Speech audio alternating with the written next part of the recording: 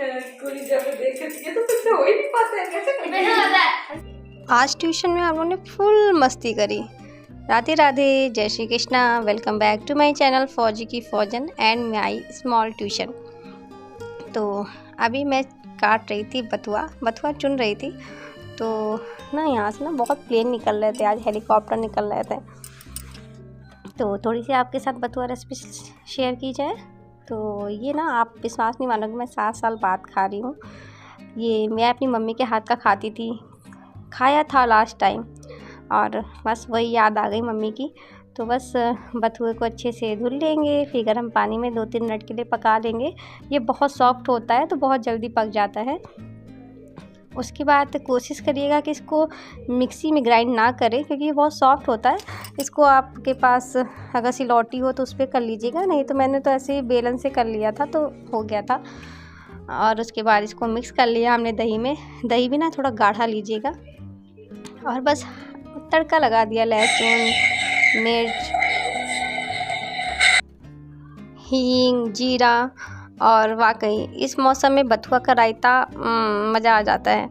तो बहुत टाइम से खाने का मन था, तो फौजी साहब जब से गए ना तब से मैंने ना ढंग से खाना नहीं बनाया। और पता तड़का मेरा थोड़ा जल गया, क्योंकि उसी बीच दूध वाले भैया आ गए थे और फ़ोन पर कॉल भी आ गई थी, तो थोड़ा सा मेरा तड़का जल गया था। आज ना ट्यूशन में हम लोगों ने इतनी मस्ती करी।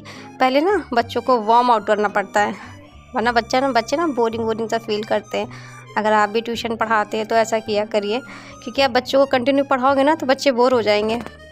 तो पहले इनको ना आते वक्त मैंने थोड़ी सी मस्ती करा दी, ताकि ये लोग ना बोर ना हो, क्योंकि उसके बाद तो इन लोग की पिटाई हो ही जाती है।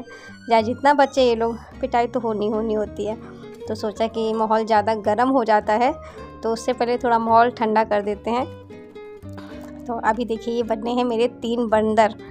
एक अच्छा बोलो, अच्छा सुनो और अच्छा देखो। और आज मेरी एक लड़की ने डांस सिखाया मुझे। मेरे काम मिल गए, मेरे काम मिलते हैं।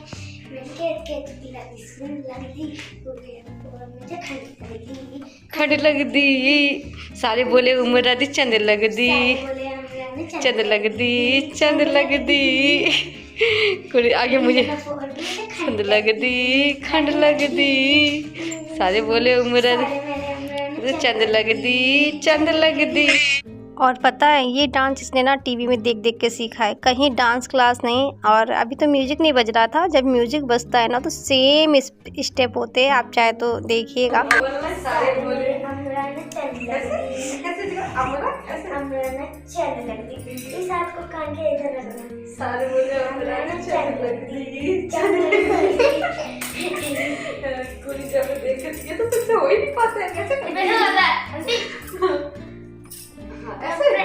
प्रैक्टिस करती ना घर पे, ऐसे तब आ गया।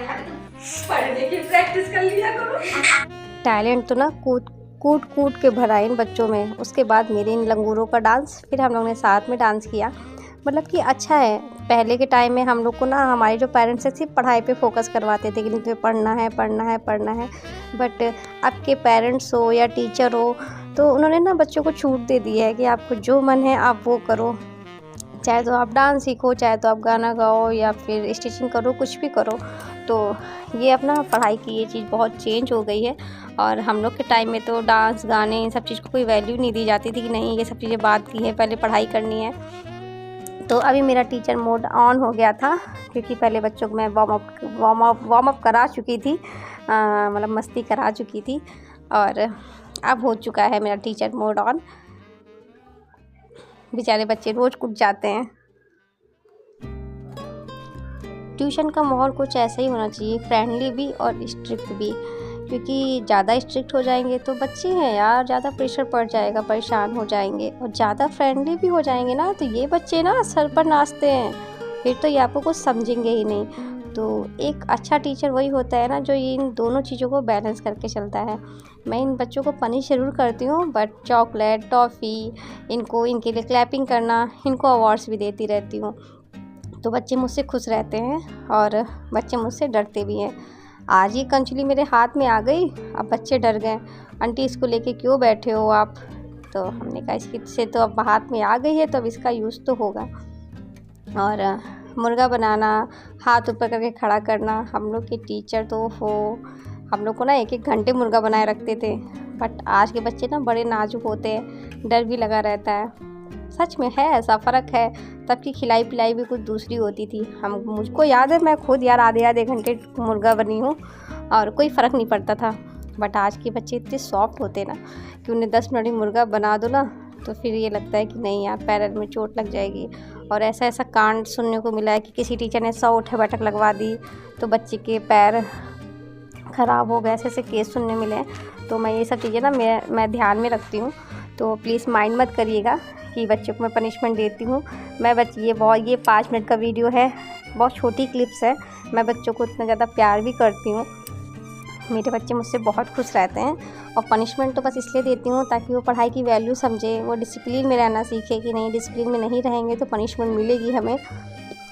कभी कभी वो अपने बाहर की लैंग्वेज यहाँ यूज़ कर देते हैं, तो उसका भी उन्हें डिफरेंस सिखाना है कि बड़ों के सामने आपको कैसे बात करनी है, अपने ग्रुप में आपको कैसे बात करनी है।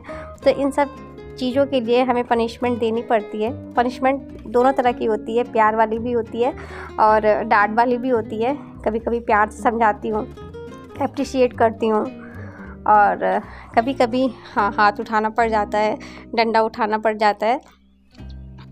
तो ये एक टीचर का पार्ट होता है और ये प्यार होता है टीचर का।